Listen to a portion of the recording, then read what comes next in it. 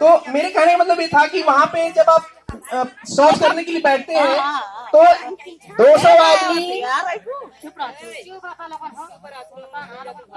50 kilo एक meeting में शौच करता है, शाम को 50 किलो शौच करता है, कुल एक दिन में 1 कुंटल शौच कर लेता है ना।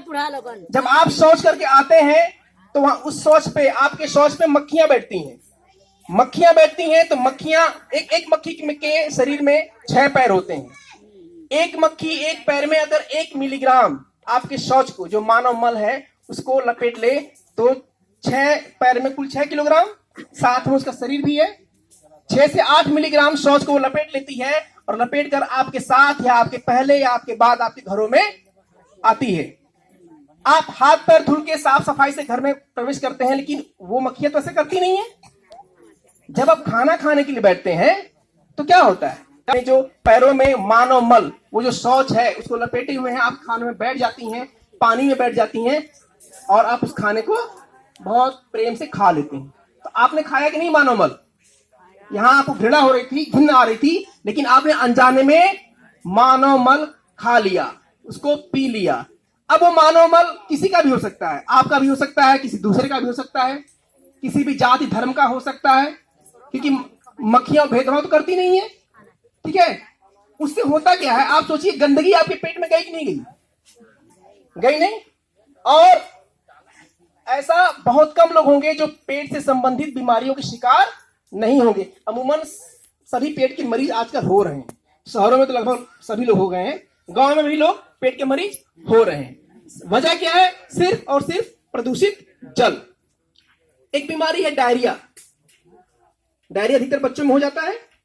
एक आंकड़ा है कि प्रत्येक साल जो है करीब 6 करोड़ बच्चे डायरिया से पीड़ित होते हैं और उनमें से 40 लाख बच्चे डायरिया से मर जाते हैं। डायरिया होता कैसे है?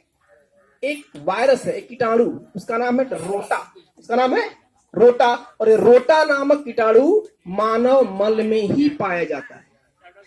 इसके अलावा और भी असंख्य जीवाणु कीटाणु हजारों लाखों की संख्या में मानव मल में होते हैं, जो हमें नंगी आंखों से दिखाई नहीं देते। वे किसी प्रकार से जल में घुल जाते हैं। क्योंकि हम खुले में शौच करते हैं तो हमारा जल प्रदूषित होता है, और वही जल मशीनों के द्वारा या कुओं के द्वारा या किसी भी माध्यम से हमारे अपने घरों में आता है और हम उसको पीते हैं तो हमारा पेट खराब हो जाता है।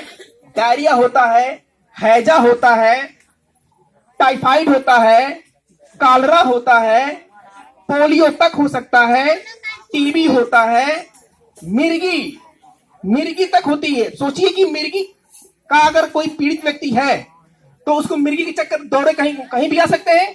पानी दिखाएगा तो मिर्गी का दौरा आ जाएगा, चक्कर खा के गिर पड़ेगा पानी में। आग देख लिया तो आग को देखकर मिर्गी का दौरा आ जाएगा, वो आग में गिर सकता है। सड़क पर गाड़ी चला रहा है, अचानक मिर्गी का दौरा आया और वो चक्कर खाकर गिर सकता है, उसकी मौत भी हो सकती है। ये मिर्गी के जो जीवाणु कीटाणु होते हैं, जो भी हैं, ये हमारे आपके मानव मल में ही पाए जाते हैं। ये कहना है अनूप सिंह यादव, न्यूरो सर्जन आजमगढ़ के। आप लोग जानते होंगे उनको। वो कहते हैं कि आजकल गांव में जो मिर्गी की बीमारी जो फैल रही है, जो उसके मरीज बढ़ रहे हैं, उसकी एकमात्र वजह है कि जो लोग खुले में शौच करने के लिए जाते हैं, उस शौच में मिर्गी के जीवाणु कीटाणु ये सारी चीजें पाई जाती हैं। तो इतनी सारी खतरनाक बीमारियां होती हैं खुले में शौच करने के कारण।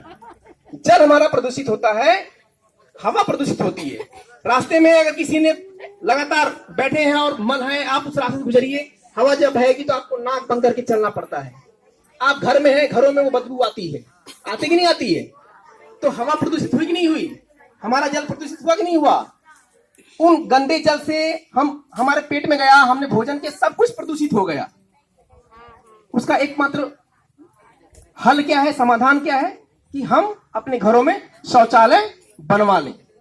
हम अपने घरों में शौचालय बनवा लें और शौचालय बनवाएं, उसका प्रयोग करें। शौचालय कैसा हो, कितना बढ़िया हो, इसके बारे में बताएंगे हमारे दुबे सर।